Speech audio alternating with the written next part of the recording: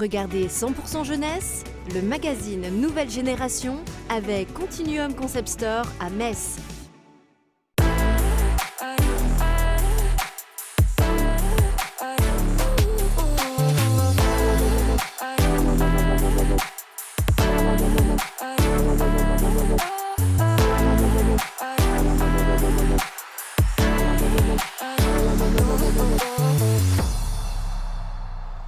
Salut à vous et bienvenue dans 100% Jeunesse, le magazine Nouvelle Génération. Je suis extrêmement ravi de vous retrouver. Voici d'ailleurs sans plus tarder le programme de ces 26 prochaines minutes. C'est un visage familier du territoire, un jeune engagé et militant pour la biodiversité. Victor Noël vient de signer son deuxième livre où il nous questionne sur la place du vivant. Il nous le fera découvrir dans un instant. Dans notre chronique Jeux Olympiques de Paris 2024, Quentin Bigot et le bilan de sa saison qui s'achève. Le vice-champion du monde de lancer de marteau poursuit tout de même ses entraînements. Dans notre esprit d'artiste, Lisa Dan sera avec nous. Cette Sarregueminoise qui s'est fait connaître du grand public grâce au célèbre télécrochet. La France a un incroyable talent, poursuit ses projets. Elle était d'ailleurs la semaine passée à Metz pour tourner le second clip de son second single Décalé. Mais tout de suite, je vous propose de faire notre grand rendez-vous avec l'actu pure. C'est parti. Le nombre d'étudiants étrangers en France a fortement augmenté en 2021-2022. Il y a plus de 400 000 étudiants étrangers en France. Après une année de stagnation à cause de la pandémie de Covid-19, le nombre d'étudiants étrangers augmente de 8% pour l'année 2021-2022. L'Université de Lorraine compte 9 900 étudiants internationaux, soit un étudiant sur 6. Après Parcoursup, une plateforme pour faciliter l'inscription en master des étudiants, un site internet pour éviter que les étudiants se retrouvent sans affectation à la fac à la fin de leur licence. Comment cela est trop souvent le cas, voilà de ce qu'a annoncé la ministre de l'Enseignement supérieur. Les épreuves de spécialité du baccalauréat 2023 auront lieu le 20, 21 et 22 mars sur une partie réservée du programme. Elles seront précisées jeudi. À présent, je vous propose qu'on rejoigne Victor Noël dans Actu Pure. Salut Victor. Salut. Comment vas-tu? Ça va bien et toi? Merci, ça va plutôt bien et je suis extrêmement ravi de t'accueillir ici dans cet endroit entre la ville et puis également la nature. C'est des endroits que tu affectionnes, non?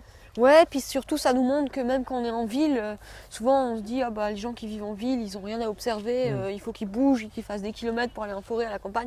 Non, on voit bien que même en ville, même quand il y a du béton, il suffit de lever les yeux pour observer. Il suffit simplement d'être plus attentif à ce qui nous entoure. Est-ce que selon toi, il devrait en avoir plus des endroits comme celui-ci? Ouais, je pense qu'on ne laisse pas encore assez la place aux sauvages en ville. Alors sans aller jusqu'au parc, on a la manie de le moindre petit bout de sauvage, de le supprimer de la ville. Et donc ça, c'est un autre rapport qu'on doit avoir au sauvage. On doit trouver beau finalement ce qui vit et de profiter du vivant en ville. Et donc on doit végétaliser les villes pour beaucoup de raisons et ne pas rejeter le sauvage. Et tu vas tout nous expliquer. Alors Victor, toi tu as été le premier jeune interviewé dans 100% Jeunesse. C'était en janvier 2019. Est-ce que tu t'en rappelles? Ouais, c'était derrière chez toi. C'était derrière chez moi. Ouais. C'est ça, exactement. Je te propose justement qu'on regarde un court extrait. Regardez. On se rend compte que la biodiversité chute tous les jours. Et donc ça donne envie de la protéger, entre guillemets. Je rappelle qu'on est en train de vivre une 6e extinction, donc c'est pas rien, quoi. Il faut apprendre à cohabiter avec le sauvage et changer notre perception sur la nature, c'est vraiment très important. Bon, Victor, est-ce que le discours a changé par rapport à janvier 2019 ? Globalement non, je suis toujours sur un peu après la même longueur d'onde. J'essaye toujours de faire respecter les espèces qui nous entourent, d'essayer de faire modifier un peu notre rapport au vivant et de porter l'idée du changement culturel et sociétal. Alors depuis notre rencontre, tu as enchaîné les conférences, les interviews, puis également les livres. Et maintenant, aujourd'hui, un second, il est sorti il y a quelques jours sur le chemin du vivant. C'est quoi son premier message à ce deuxième livre ? En fait, ce livre, il prend la forme d'une promenade à travers mon environnement familier. Donc, je passe au bord de la Moselle, de la forêt derrière chez moi, en ville. En fait, j'invite à observer, à s'émerveiller, à être attentif au vivant à chaque instant, finalement, pour prendre conscience que l'humain n'est pas le seul à habiter la Terre, qu'il y a d'autres espèces qui nous entourent, qu'elles ont des besoins. En fait, la promenade, c'est avant tout un prétexte pour questionner notre société et notre rapport au vivant, qui non seulement oublie les espèces, mais les méprise et ne les prend pas en considération. Puis en fait, les chemins du vivant, ils doivent aussi nous emmener vers l'engagement et on doit prendre part au combat de notre temps, quoi. Est-ce que tu penses que l'humain prend une place plus importante que la nature, selon toi ? Alors déjà, pour moi, le terme nature, c'est un mot qui que j'utilise pas. Je préfère utiliser le mot biodiversité ou vivant parce que nature, dans le terme, dans l'usage qu'on en fait, sous-entendrait qu'il y ait l'humain d'un côté et le reste du vivant de l'autre. Donc finalement, l'humain fait partie du monde vivant et bien sûr, il prend une place excessive dans les écosystèmes, dans sa façon d'habiter l'espace, dans sa façon de cultiver, dans sa façon de fonctionner dans les forêts. Donc oui, je pense qu'il faut qu'on délaisse un peu notre emprise, qu'on arrive à partager un peu plus l'espace, à avoir l'idée de la cohabitation avec les autres espèces. Et voilà, ça demande un peu une leçon d'humilité aussi. T'essayes finalement un peu de nous faire ouvrir les yeux sur le vivant qui nous entoure. Ouais, c'est ça, c'est de sortir un peu d'un renfermement sur nous-mêmes. Il n'y a pas que l'humain qui compte sur cette terre. Regardez, ouvrez les yeux, émerveillez-vous. Et en fait, on pourrait appeler ça la politisation de la contemplation. J'observe, je me rends compte que je ne suis pas tout seul, qu'il y a des espèces et des besoins. Je les prends en considération. Je rejette une vision du monde qui les oublie. Et je m'insurge, je m'offusque contre un système qui les détruit. Globalement, c'est ça. C'est ça qu'il faut résumer. Voilà, on est ici au parc de la Seille, on a cette biodiversité, on a l'eau juste à côté de nous. L'eau, c'est également un peu ce qui a fondé l'histoire du vivant. C'est ce que tu nous rappelles longuement durant le livre. Ouais, en fait, mon livre, il commence au bord de la Moselle, au bord de l'eau, et je dis que c'est l'élément où notre histoire, celle des vivants, a commencé. Il y a 3,8 milliards d'années, les premiers êtres unicellulaires sont apparus, et de ces premiers êtres unicellulaires, nous descendons tous. Le saule qui est juste là, le plantain lancéolé qui pousse ici, toi, moi, les oiseaux qui passent au-dessus de nos têtes, tous les vivants de cette terre ont une histoire commune. Et donc, on a aussi finalement on doit avoir une préoccupation commune, celle de l'habitabilité de la Terre pour toutes ces espèces qui est mise en danger actuellement à cause de notre système destructeur. Et c'est important également de souligner qu'il n'y a pas d'un côté la biodiversité, la nature et l'humain. On est finalement tout un écosystème. Oui, c'est ça, on est un tout et ce tout doit être respecté. Je me souviens qu'Emmanuel Macron avait dit qu'il n'était pas pour un droit de la nature supérieur au droit de l'homme. Ça montre qu'il n'a pas compris la chose. Un système qui détruit l'humain est un système qui détruit le reste du vivant et un système qui détruit le vivant est un système qui détruit l'humain. Parce que l'humain vit grâce aux autres espèces et fait partie du vivant. Mais donc il faut comprendre qu'on vit grâce aux autres espèces, mais on doit aussi avoir la motivation de défendre les espèces pour ce qu'elles sont et pas seulement parce qu'elles nous sont utiles. Ça, c'est aussi quelque chose à développer dans notre rapport au vivant.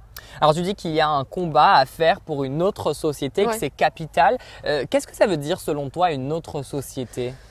Je pense que tout doit être changé, que ça soit de façon culturelle et sociétale. Et donc d'abord, on doit changer, comme j'ai dit, notre culture et puis après, de façon concrète, notre façon de fonctionner, de produire, de cultiver. Notre agriculture est très destructrice actuellement, notre façon même de nous nourrir, d'habiter l'espace. Et donc, on doit remettre en question ce système économique capitaliste, disons-le. Tant qu'on sera dans ce système capitaliste, on considérera toujours le vivant comme ayant une simple valeur marchande, comme étant un puits de ressources sans fin. Et donc, en fait, on doit se battre pour ça. Et je pense que à chaque niveau d'engagement est nécessaire, peu importe ce qu'on fait, tant qu'on lutte et qu'on prend part au combat, c'est une bonne chose. Et le livre, c'est vital. Et le livre permet justement ce combat ?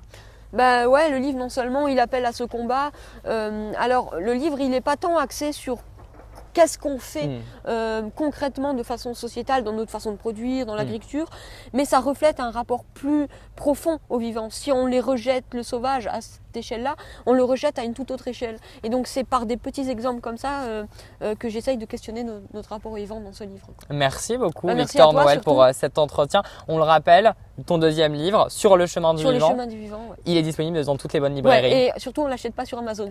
Très bien, on note ça. On ne va pas sur Amazon pour acheter ton livre. Merci beaucoup. Merci à toi, Victor Noël. Changement de décor à présent, c'est notre rubrique JO 2024. Cette semaine, je vous propose de tisser le portrait de Quentin Bigot. En mai dernier, il bat son record personnel avec un jet de marteau à 78,90 mètres de haut. Le vice-champion du monde de lancer de marteau ne perd pas son véritable objectif et point de vue, les Jeux Olympiques de Paris en 2024. Ça passe avant tout par des qualifications, certes, mais il y a aussi les entraînements qui sont très importants. Regardez. Quentin Bigot, 78,06, pas très loin de la médaille d'argent. Allez, le gros cri. Et pour rectifier et corriger le tir, c'est bien un record de 80,55 mètres et non de 78,99. C'est 2 mètres, mais ça peut faire la différence et ça fait la différence. Quentin Bigot, est-ce que j'ai eu tort de dire que les entraînements sont primordiaux ?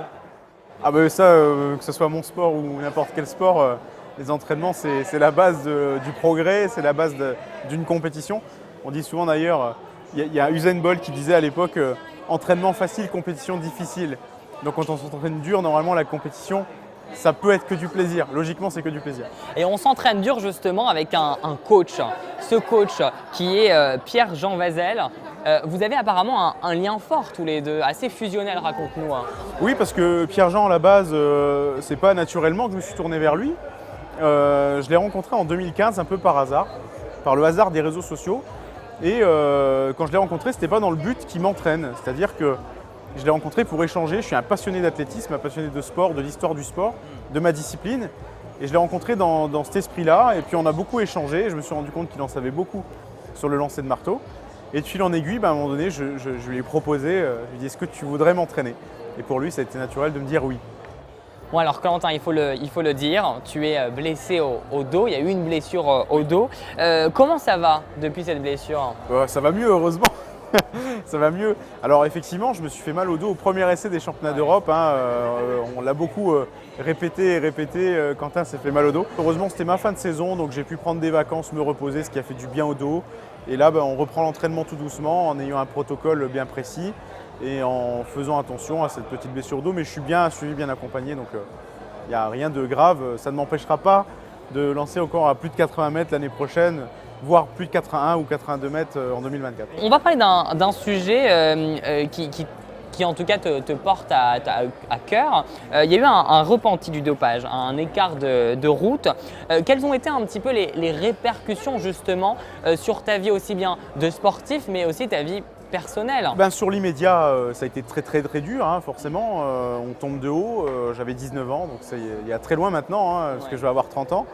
Une grosse erreur, peut-être la plus grosse erreur de ma vie. Je me dis que j'ai une dette vis-à-vis des gens, vis-à-vis des jeunes que j'ai pu décevoir. Et si je peux payer ma dette en luttant contre ce fléau, qui mieux que moi aujourd'hui peut en parler finalement, Ce n'est pas les athlètes qui peut-être disent ne rien prendre ou ne sont jamais fait prendre qui peuvent en parler, mais je pense que les athlètes qui sont tombés dedans, qui sont revenus, je pense qu'ils peuvent mieux en parler, mieux parler de ce qui les a détruits. Parce que plus légitime. Plus légitime. Et je pense que c'est dommage qu'on ne nous invite pas un peu plus sur la lutte contre le dopage, parce que mon discours, mon histoire, quand je la raconte à des jeunes, je sais qu'elle prend beaucoup parce que je leur parle avec de l'émotion, avec même de l'émotion parfois qui est visible, parce que ça me rappelle aussi de très mauvais souvenirs. Mais je me dis que ces jeunes-là, jamais ils feront l'erreur du dopage. Et si un jour dans ma carrière, j'en empêche un ou deux de suivre le même chemin, tous ceux qui m'en veulent aujourd'hui, c'est pas grave. Et pourtant, après le dopage, il y a eu les meilleurs résultats, oui, tout à fait. Ce qui montre finalement qu'on n'a pas besoin de ce dopage pour réussir et on peut y arriver.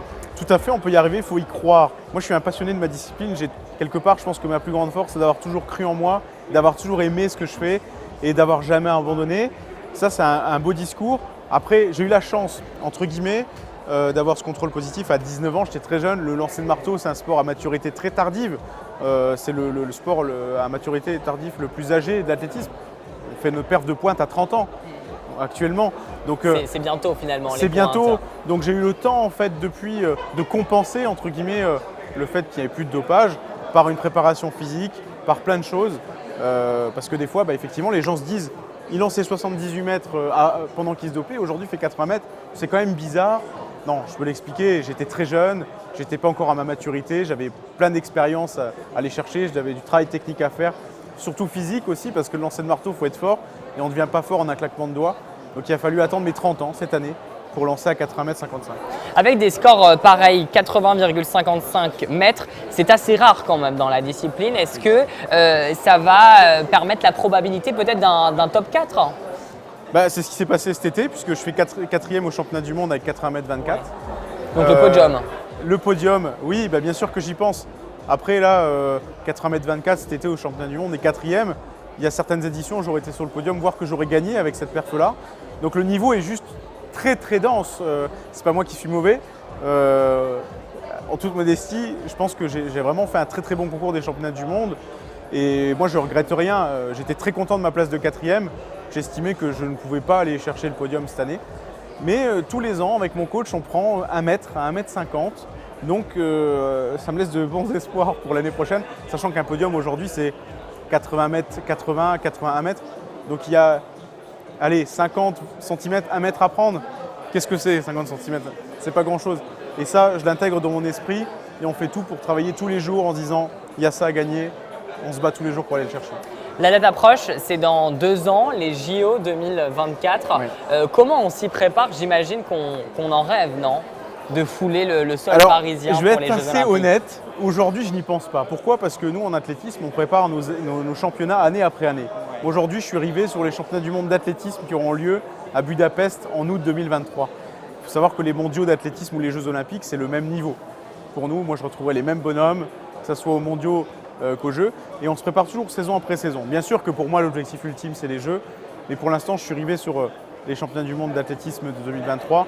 Et puis en septembre 2023, quand on remettra les choses dans l'ordre comme on est en train de le faire actuellement, ben ça sera vraiment les Jeux. Et là, je pense qu'on mettra vraiment tous les atouts dans la balance pour, comme tous les athlètes. Les années olympiques, c'est toujours des années folles. Il y a des performances, le niveau mondial s'élève, tout va à volo. Et quelque part, on est aspiré. Et moi, j'espère être l'aspirateur de ça. Parce que bon, maintenant, je suis dans le top 5 mondial tous les ans depuis quelques années. Donc je me dis que quelque part, le niveau monte, mais moi je monte aussi. On va parler aussi d'un autre sujet. Tu es aussi conseiller municipal à l'opposition à Gandrange.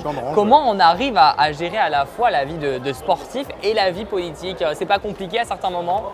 Je vais donner l'exemple simple de Yann Schrub, qui est en 8e année de médecine, interne en médecine, et qui est médaillé au championnat d'Europe. Exactement. Je pense que c'est un peu plus dur pour lui d'être interne en médecine que moi d'être conseiller d'opposition. En tout cas, moi, je le fais sur une ville de 3000 habitants que j'aime passionnément. Je suis né à cet endroit-là, j'ai grandi à Gandrange. J'ai fait mes premières activités sportives à Gandrange. J'ai commencé ma vie, je l'ai commencé là-bas. Et si aujourd'hui je réussis ce que je fais et que j'ai atteint mes rêves, je voulais être conducteur de train quand j'étais jeune. Aujourd'hui, je suis conducteur de train. Et ben, c'est parce que j'ai vécu dans cette ville de Gandrange au passé sidérurgique. Et aujourd'hui, ben, c'est naturellement que je m'applique et que c'est peut-être une surprise pour vous, mais a priori en 2026, lors des prochaines élections municipales, je serai certainement tête de liste pour être maire de Gandrange. Et c'est vraiment avec fierté que je le dis parce que pour moi, ça me prend au cœur, cette ville de Gandrange et tous ses habitants et tous les gens que je connais qui m'ont vu grandir, qui m'ont vu aussi tomber quand j'ai eu mon contrôle positif, mais qui m'ont aidé tous les jours, les gens que je croisais vraiment me poussaient à revenir, me poussaient à faire du sport. Et aujourd'hui, c'est mes premiers supporters. Je veux dire, quand je me balade dans la ville, tout le monde me dit « Ah, la figure locale », mais moi ça fait tellement plaisir.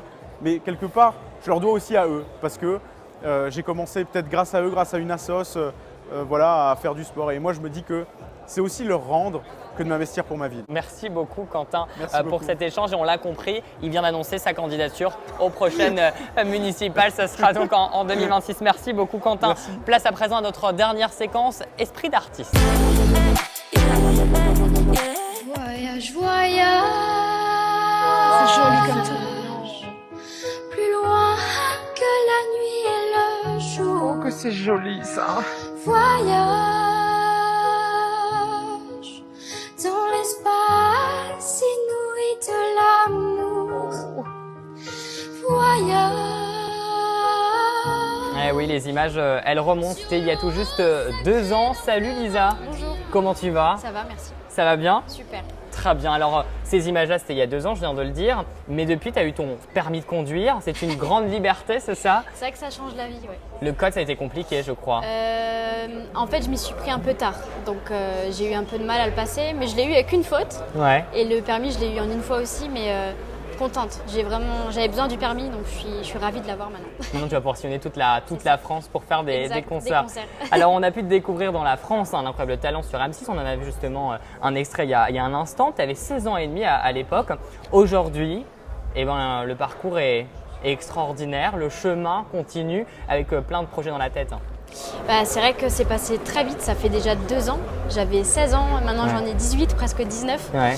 Il y a eu beaucoup de choses pendant ces 2 ans qui se sont passées. J'ai fait d'autres émissions, j'ai sorti mon premier single, Maman est là. On J'ai va fait en un parler film justement, ouais. aussi. Plein de belles choses et il y a plein de belles choses à venir encore. Donc le chemin continue et on espère que ça durera encore longtemps. C'est quoi le planning d'une artiste comme toi, jeune? pétillante, qui a envie de réussir et envie de faire plein de choses? Alors un planning, c'est pas toujours le même tous les jours. Je fais beaucoup de sport. Le sport pour moi c'est très important.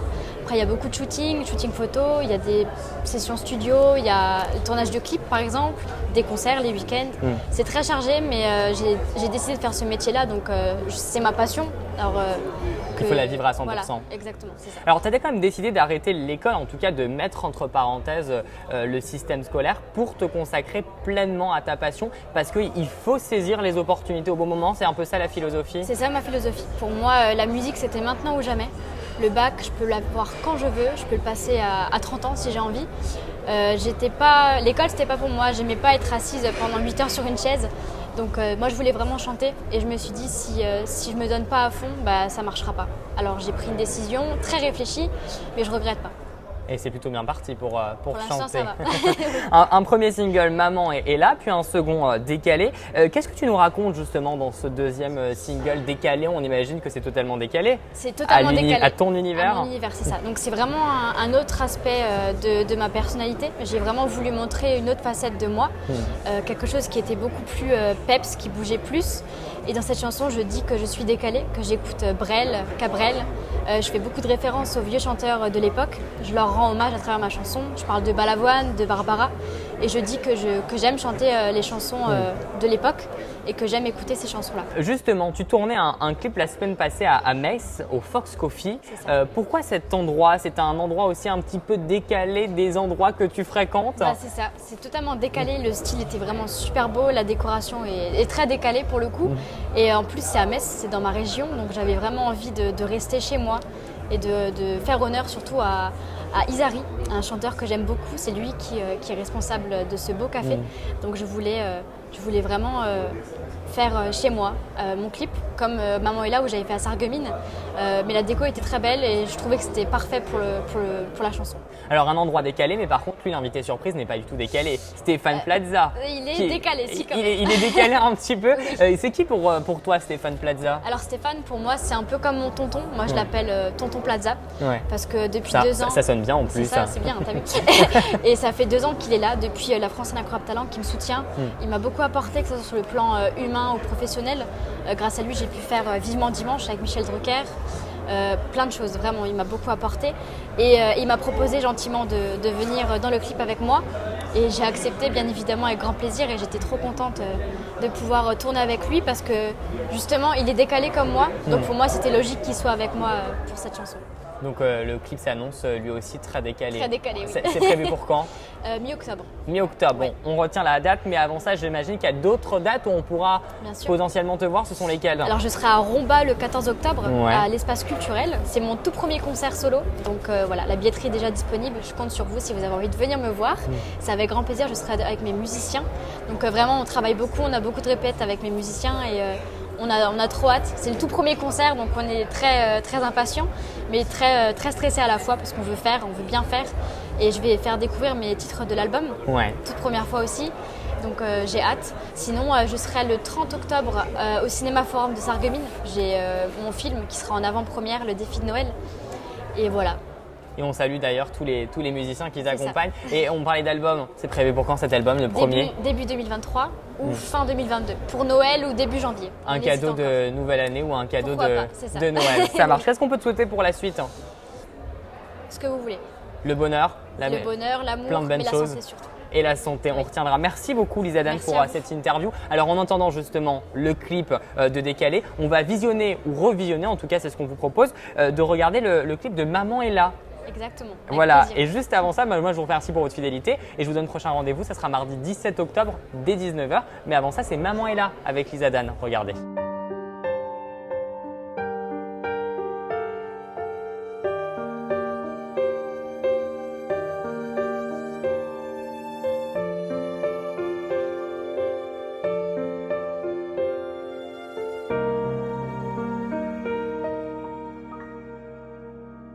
Il m'a fallu bien du courage pour supporter les soirs d'orage, un peu d'amour, de sentiments, pour éviter tous les tourments, pour naviguer entre les vagues, entre les rêves, les terrains vagues de ma vie. Aujourd'hui je ne crains plus rien. Un fil invisible me retient au bord du gouffre, du précipice. Même quand je souffre, même si je glisse, il y a sa peau, il y a ses yeux, il y a sa main dans mes cheveux et la magie. Maman est là et moi je vis. Maman s'en va, tombe la pluie. Maman me porte dans les abîmes. Maman est forte quand je m'abîme. Maman m'enivre de son sourire, me tient la main quand vient le pire. Je voudrais juste lui dire de ne jamais partir.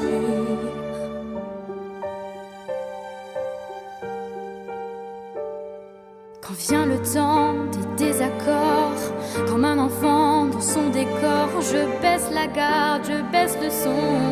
Dans le vacarme de mes chansons, toi tu comprends, toi tu écoutes tous mes tourments et tous les doutes de ma vie. Maman est là et moi je vis. Maman s'en va, tombe la pluie. Maman me porte dans les abîmes. Maman est forte quand je m'abîme. Maman m'enivre de son sourire, me tient la main quand vient le pire. Je voudrais juste lui dire de ne jamais partir.